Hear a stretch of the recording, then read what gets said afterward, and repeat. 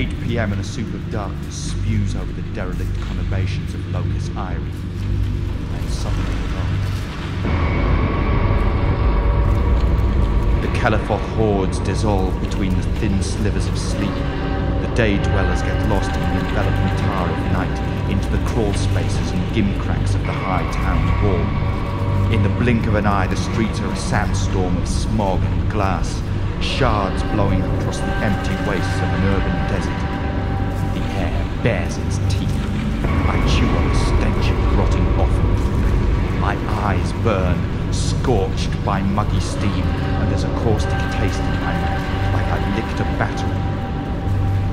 At the centre of this god-forsaken scrapyard stands the ruin of the old library, the vault of all things infernal, and where, by order of the axis, I'm destined to meet my but all of the libraries are a cursed map of fat lips, an antique slab, aged, distressed, massive, with wrought-iron lamps and hinges. Tight with anxiety, I summon the strength of typhoid to rise it open. The door groans and screeches, unwilling to share its bounty. Like rolling away the stone from the mouth of Unclean's sarcophagus. But I am expected. I wander inside, into the bleakness. My footfalls are marked by a thick film of grey fog, cold stone walls choked by nets of cobweb dust. I enter the main reading room, a formidable atrium, hostile, black and freezing cold. On the ceiling is a huge glass mandala, stained with what looks like the picture of a slaughtered hog. Much of the glass is shattered, distorting the image. The sharp edges look like scimitar blades. A hole in the roof leaks the black light of the witching hour from outside. The silence is so thick you can eat it. I stand, quieted, and listen. Hello? Hello? The words bounce off the walls and answer themselves. There are no books to register my presence, no tomes to soak the cracked plangence of my voice. Where did the books go? Were they removed, or did they flee? Was culture, the pitiful, whinging milksop, exiled from the vacuity of Locust Eyrie? No. Unread, the books were burnt in the crematorium as a public show of deliverance from evil. The library is as useful as a graveyard, and it's bleeding to death. I make my way through the building and up a wide stairwell. The air is damp, musty, my steps slow, deliberate. I listen for signs of life, but there are none. Hello? Hello? A noise behind me. Something clatters to the floor in the room below. I turn on my heels in time to see a black shape skate across the hall and disappear. Hello? Stop! No response. I stare, transfixed, unable to move. Just then a shadow snakes across the ceiling, its owner hidden from sight. I race for the stairs, trip over a rock plink that borders the stairway. My knee crunches into the top step, forcing it backwards into the joint. An agonizing bolt shoots up through the hip. My ears and teeth pop as my brain registers the thud of pain, my heart hammering through my bloodless chest with rising panic.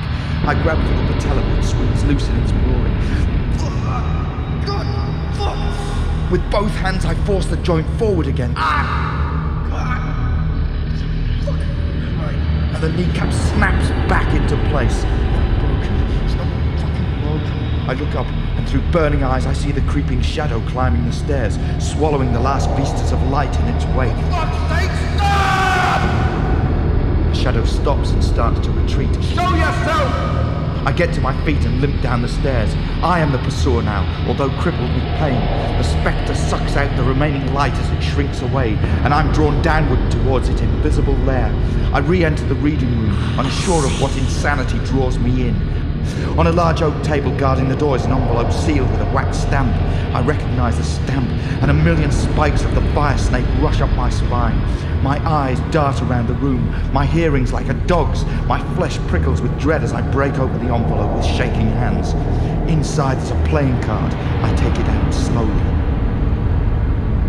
The 10 of clubs. 10 of clubs. Is that supposed to mean something? There are words on the reverse side written in what I hope is red ink. When you're out, we're in. In the very instant that I read the words, the library groans. A clammy, flatulent rumble, belched up from the depths of Hades. I ache to the marrow, and the masonry in sympathy moans in agony. When you're out, we're in. The voice is so close that it feels like it's inside me. I'm frozen to the spot. I lift my eyes, expecting to face my doom. My neck is heavy as a lead weight. At the far end of the room, over 50 feet of murk away, the phantom stands, arms outstretched. Black on black, so black it shines, a sightless, lightless rip in the fabric of existence. Sans eyes, it stares at me, and I stare back, hypnotized. And then it begins. Slowly the arms begin to insinuate over the walls, a dark infusion rising upwards and outwards, melting, oleaginous, eating the blackness in its wake. The fingers distilled, elongate into black thorny spikes and move ever closer to my fixated stiff body, cemented to the spot in terror.